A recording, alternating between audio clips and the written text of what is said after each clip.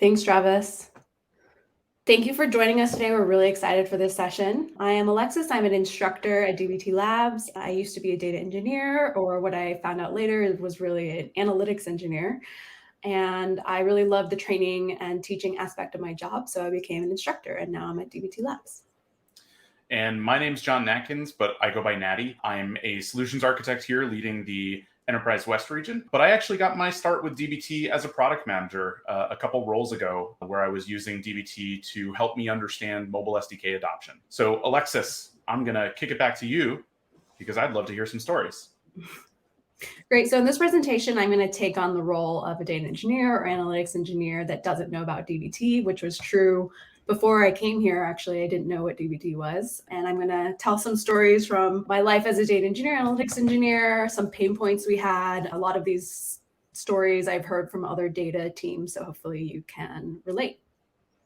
So my first story is about when you go to that meeting and you're trying to figure out what's going on with churn in our business, but different stakeholders have different numbers for that same metric. And you spend the entire meeting arguing about what the difference in the metrics is instead of figuring out how we can reduce churn. If you were like the company I was at, a lot of these disagreements stem from the way our teams were structured. So our data analysts were embedded in business and product teams, which is great. So they could have context on what that team needed, but it also led to a lot of data silos. Each data analyst had their own pipelines and transformations to power their own set of dashboards, which led to a lot of a disagreement on the calculation of core metrics. Each team was familiar with their own data analysts and their own set of metrics and dashboards, so they had a hard time trusting other teams' metrics. As I mentioned, there was a lot of meetings and emails and Slack messages trying to get to the bottom of the differences. This became really apparent when we undertook cross-cutting projects, like the migration of our email platform to a new tool. Our email marketing platform, I should say.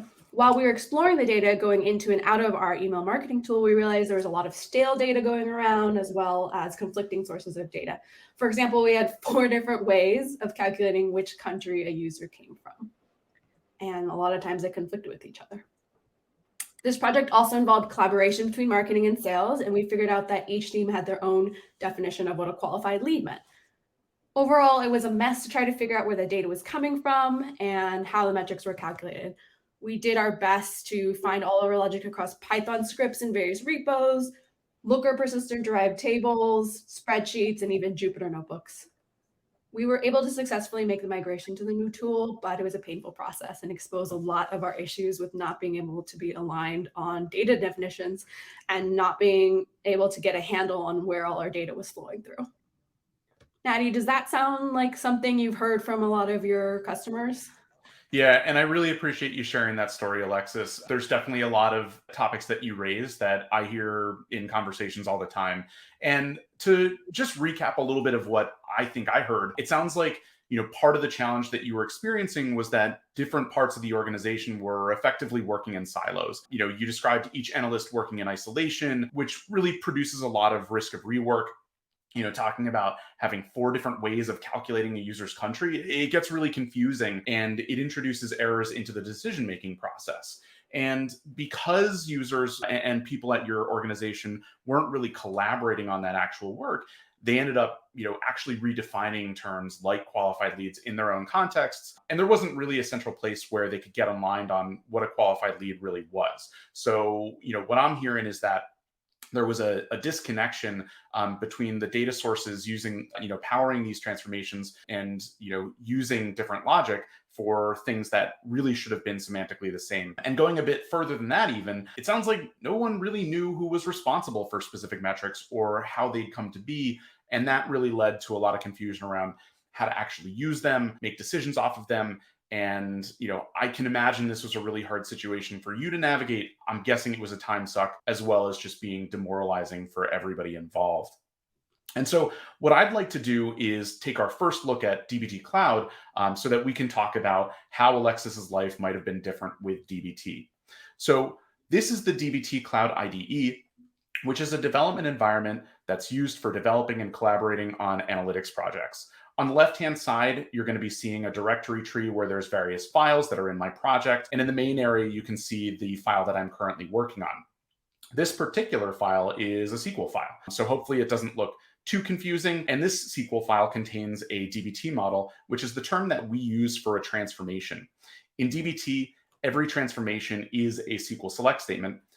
And we believe that that makes the code really accessible across the organization.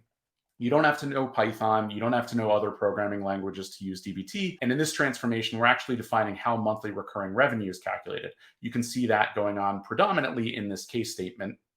And some of the nice things that DBT provides out of the box are the ability to preview the query results so that you can actually see what's going on. You'll be able to test and validate your assumptions. You can also see information like the data lineage, where this data is coming from, how it's being used throughout the different models in your project. And underneath the covers, when you build a DBT model, DBT actually uses the SQL select statement to materialize the model as a view or a table. So I've pre-run this just so you can see it, but you can see that the query that actually gets executed is create or replace view. There's no magic here. We're just separating out the business logic from the physical data representation and letting you focus on a few less things. And one of the things that I find really cool about dbt Cloud is that it doesn't use any proprietary or non-human readable file formats. So everything can just be version controlled in a central place to make it easier for different people in your organization to work on the same project together. I'll talk a bit more about that in a little bit, but for folks who aren't actually building the transformations, dbt also generates documentation that teams can use to understand what's in the project, what's in their warehouse. So for example, I can very easily search for that MRR model. I can see the different types of columns there. I can see what these things mean. And all of this is kept up to date by dbt for you. So Alexis, what do you think? How does this look so far? Wow, this seems really simple, but even just with that file tree, it would be such a nice place to be centralized and say, oh, all of our transformations lived here. I'm going to go look for, the view named MRR, and I can tell MRR.SQL, that's where the logic lives. Just that, as I said, we were crawling through lots of different repos and file types spread out, and it was quite a mess. Also, could you go a little bit more into this lineage graph? It looks amazing. I've written these things out on whiteboards before, but how does it stay up to date? How is it generated? Yeah, so dbt is actually looking at the code and it's building this lineage graph based on the code that you've written. So for example, if I were to just remove some of this, this will actually stay up to date and refresh automatically. So it's really easy to get a sense for what's going on. This lineage is also available in the documentation as well. So you can view it whether you're actually a developer or you're just someone trying to understand what data you've got access to. Wow. So it crawls the code and keeps it up to date. That's incredible. I mean, besides the whiteboarding, we used to just, at one point we printed out all of our data flows on like a wall size piece of paper, but as soon as you print it out, it's out of date because stuff's changing so fast. So that's incredible. What about the doc site? Is that like, how manual is that? It looks really helpful for our stakeholders. Yeah, so again, all of this is automatically generated by dbt. Information like the descriptions for columns, those are things that you put into your configuration file. So it's all kept in a central repository, but it's all pulled in. But things like the data types, the types of tests that are being executed on these different tables and models, all of that's gathered by dbt automatically, and you don't actually have to do any work here. And then this whole site is hosted by dbt Cloud for you. You don't have to host it yourself. Wow, there's so much to unpack here. It seems so simple. Thanks, Natty. You've got another story to tell us about your experiences? Well, I've got another turkey that I've already made in the oven for you. So we used to have this red flashing siren that we would plug in whenever a critical data pipeline was down. And that siren was on too much. Before we had an off-the-shelf data pipeline tool or extract load tool, our data pipelines were all written in custom Python scripts. We didn't have a sandbox or development environment we did, but it was really clunky, didn't have all the data, and it was hard to use. So we ended up doing a lot of our testing in the production warehouse. when you make a copy of production table and you append tests to the end of it, but sometimes you forgot to get all the places in your code. So you would actually end up editing the production data, which is really fun. We would also do testing just by manually scanning our tables and views. So we would scroll through, make sure everything looked good, maybe do a select distinct on a column to make sure all the values looked as we expect. We did have a testing framework, but it involved more SQL queries executed from Python scripts. For example, we tested to make sure that our keys were unique once a week, but it was really clunky to use and we rarely used it, honestly. So when things broke, we usually heard from our stakeholders about it. I would come to work and there'd be a Slack message, there's no new leads in Salesforce, or the revenue that dashboard hasn't been updated in the last hour. At that time, I was owning the revenue pipeline, which got updated every 20 minutes, which a lot of our C-level executives just had pinned in a tab in their browser all the time. And if something was wrong with that dashboard, I would get a Slack message from our CEO or the occasional unannounced desk visit. Sometimes there was a bug on our end, but just as often it was something like the external API being down. Since we didn't have a good way of figuring out what was wrong, and thus we would turn on the siren and hunker down to all try to figure it out. And that and the never-ending requests for data sources and new dashboards, it made my team feel like we were always in reactive mode and never able to keep up with the demand. I remember seeing some of my coworkers around the office and kind of waving and saying like, hi, I have a bunch of stuff I need to get to you. I wish I could help more. If only I could work harder on the weekends every night, I could get everyone the help and the data they need. But obviously that's not sustainable and honestly led to a lot of burnout. Wow, Alexis, that sounds like it was a really frustrating and probably exhausting situation. And I'm sure that we can all relate to the idea that surprises, especially with critical data pipelines, are never fun. And unfortunately, what you're describing is not that uncommon. I hear a lot of folks who, say that their troubleshooting happens really reactively. They don't really have an opportunity to test your data. And I mean, you're probably ahead of the curve, even having something that you could have used even if it didn't get used very often. So, what sounded even worse to me and really stressful is being in those high pressure situations where there's a pipeline down, you're trying to fix it, but you end up having to contend with angry stakeholders who want status updates. It slows down your progress on actually making the fix. And it's really just like this kind of cascading domino effect of badness. So, I think it's great that you had some testing outside of production, but again, I hear that a lot of data teams don't really have the bandwidth to do that. And the other clear downside, that I heard was that if this is happening frequently enough that you need a spinning red light at your desks, I'm guessing you're quickly eroding the trust of your stakeholders, those downstream data consumers. And that's going to exacerbate the problem. It's going to lead to the data team feeling unappreciated. And, you said it yourself, you're burning out. So I want to go back into DBT to talk about where we might be able to improve on some of these situations. And what I think is really powerful about DBT is that it incorporates both a development environment for building data pipelines, as well as providing an opinionated stance on the right process to use for building them. So one of the things that you may not have noticed as I was going through the first demo is that I'm not working in a production environment. I'm actually working in this DBT JNatkins schema, which is my own personal development environment. And so even when I run the models, I create tables in the underlying warehouse, that work is happening in my environment, and it's not impacting anybody else's work. And so you can actually have multiple people working on the same environment or the same data model without actually impacting each other. And that enables me to move fast and to keep going on the work that I need to get done. I also mentioned that we have the ability to version control this code to get it out to the rest of the organization. And that's the central version control system that we use is called Git, if you're familiar with that. And that's the mechanism that we use to collaborate with others and get my work into production. So here I can actually commit, make a change to my MRR model. And that's actually going to send this code change into a Git repository, which enables me to go through a pull request and code review process and really share my work with the rest of the organization. And so, where things really start to tie back to the story that Alexis was telling is that when you're getting your work ready for production, a big part of DBT is its built in testing and data quality framework, which allows you to validate your work, feel confident that it's doing what you think it does. And the beauty of DBT is that tests, just like models, are just SQL statements. So this particular SQL file, it's called test MRR sign.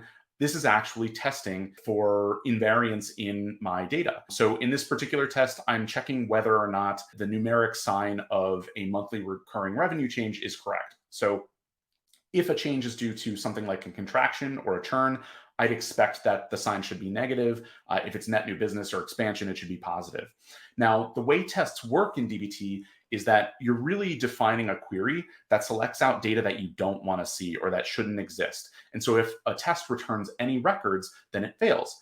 This particular test illustrates a business rule that I might want to encode. And you can see that, if it's a new or upgrade MRR change, then I'm saying this, if it's less than 0, this is data that I don't want to see. And that's what that test is going to actually pull out. So many tests that people want to put in place are actually more generic, like validating that a column has no nulls or it's unique. And more generic tests don't actually even require writing SQL. They're actually built into the platform. So for example, I can see here in this configuration file that I've specified for, an ID column that I want to run a uniqueness or not null test. And I can run these in my development environment just using the dbt test command. But as these are executing, we'll actually get to see all the green checks that show up. And if I actually dig into one of the ones that it's actually already run, you can see them starting to run here. If I look at one of these not null tests that was configured in that configuration file, it's still running a SQL select statement, but I didn't have to do it. So it allows me to move faster to take these really common types of tests and apply them to gain confidence that my modifications aren't going to break down in production. And so while I'm running these transformations and tests manually in the development environment to illustrate a point, all of these can actually be scheduled as jobs in dbt Cloud. They can be set up to run on a schedule. They can be triggered by another application using a REST API. There's a lot of flexibility for any situation. And in fact, a very common way that people leverage jobs is to use them for continuous integration by triggering jobs based on pull requests when you want to go through code review. And continuous integration tests allow organizations to test as they're getting ready to push that new code out to the rest of the organization. And it's a great way to get notified about potential issues in new code before it ever impacts anybody. Testing in prod, has always ended in tears for me. So I've got to make sure that I've got processes in place to keep a smile on my stakeholders' faces.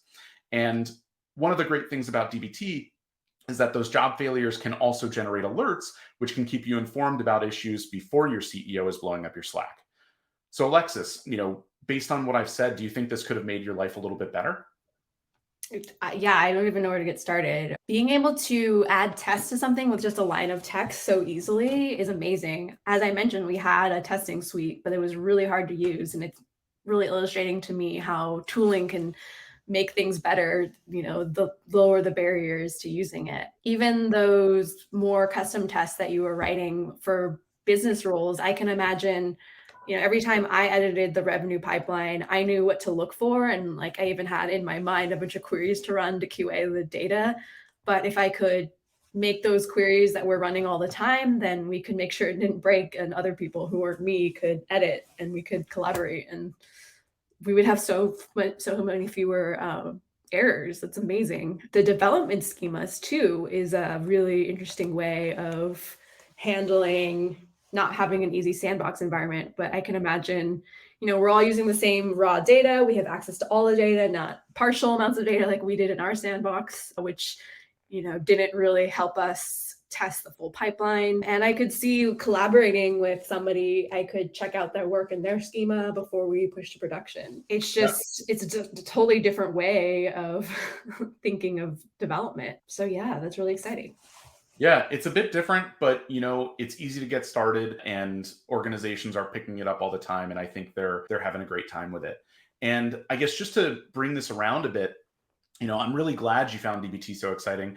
And I tend to agree. At the core of DBT is really the ethos that organizations should build data products and data assets just the same way that developers build their own applications. And we aim to achieve this through two main avenues. The first is that we unite on SQL. We think this is really important because SQL is often the common thread between tooling and people. Every warehouse under the sun speaks SQL, and it's hard to imagine any data team out there that doesn't use SQL in some way, shape, or form.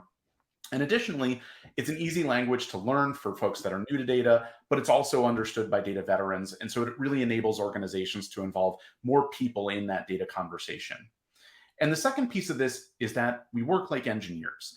And what I mean by that is that a lot of the best practices that engineering teams view as kind of standard non-negotiable things these days, like testing your code, providing documentation, or using agile development methodologies like CI/CD, those should all be brought to data product development. And there's really a reason that engineers follow these practices, and it's that it produces better outcomes, whether it be reduced time to market, less time dedicated to break fix support, or just reducing rework. So Alexis, I'd love to hear from you a little bit about how dbt actually functions. Yeah, so to break it all down, I'll give you an overview. We've got the raw data over here, and the colored dots on the left. And we are assuming that your raw data is already loaded into your data warehouse using a data pipeline tool or your extract tool. And dbt here in the middle is your platform that's going to allow you to develop, test, and document and deploy your transformations. So it's important to note that dbt doesn't actually perform any of the computation itself, but it sits on top of your warehouse and it pushes the SQL queries down to your warehouse. So it doesn't do any of the compute, it relies on the warehouse for that. Then when you have your data sets that are all clean and ready for analysis, you can hook them up to your BI tools or to power your ML models, or even for operational analytics. So hopefully this gives you an idea of how dbt fits into your modern data stack. You can also think of it as the T and the EL. Awesome. Well, thank you everybody for hanging out for a little while with me and Alexis today. I hope this has been really informative and given you a quick tour of dbt and dbt Cloud. And just to kind of round it up one more time, dbt is all about creating a really collaborative environment for analytics development and ensuring that you can test your data so that it's reliable, document it so that other people can leverage it, and just get it out into the hands of the rest of your organization so that you can make data-informed decisions throughout the company. So to get started today, you can sign up yourself at cloud.getdbt.com/signup. And we've got a few links that Randy is going to be putting into the Slack channel. So we're hoping that you'll get started today. And Alexis, I don't know if you want to give a quick plug on dbt fundamentals, but I'll let you do that. Yeah. Thanks, Daddy. So we're excited to announce that dbt Fundamentals, some of you may know it as our free online on-demand course. We are announcing a new version of it. So we've refilmed a bunch of the videos, added some, tightened it up so that it goes through deployment. And we haven't announced this. The official announcement is tomorrow, but so wanted you to be the first people to know that is available. And a quick teaser, if you finish, there's a quiz now and a badge that you can get that you can post all your socials to share that you now know your dbt fundamentals. It's possible that you might get a surprise piece of dbt swag. I can't promise anything, but quick teaser there. So check out dbt fundamentals. We also have some other courses on our courses.getdbt.com if you want to go further in the intermediate level. Daddy, do you want to talk about the playbook and viewpoint? Yeah, so if you want to give a shot with the code that I was demoing today, you can go download the MRR playbook. It's stored in a Git repository. And if you want to understand a bit more about what we've been talking about and really get an understanding of the dbt philosophy, I recommend you read the dbt viewpoint. It's a great primer on what, why, and how dbt operates, and is really helpful if you're just getting started. So Travis, I'm going to pass it back to you, but thanks again for taking the time to listen to us today. We've got a couple more minutes. Natty, do you want to stay on for a couple questions, or should I just go ahead and close it up? If there are quick questions, I'm certainly happy to help answer some of them. Got a fun one. Mika asked, as dbt newbie here for the CI test, does dbt support like a pre-production environment? For example, I think our current setup is that once PRs get pushed to master, our production jobs will immediately pick it up for the next run. Yep. Can you describe how you've seen other customers do that? Yeah, that's a great question. And yes, dbt supports pre-production environments. So dbt Cloud actually has a concept called environments. You can actually see it in the dbt Cloud product. And so what you can do is you can assign jobs to specific environments. So you can have a CI job on, a QA environment or on your production environment to make sure that as you're moving code throughout the promotion process, you can actually have it being tested at every stage of the game. So it's really designed for those. And a lot of our customers do use multi-stage environments to do CI testing. So really great question, very relevant.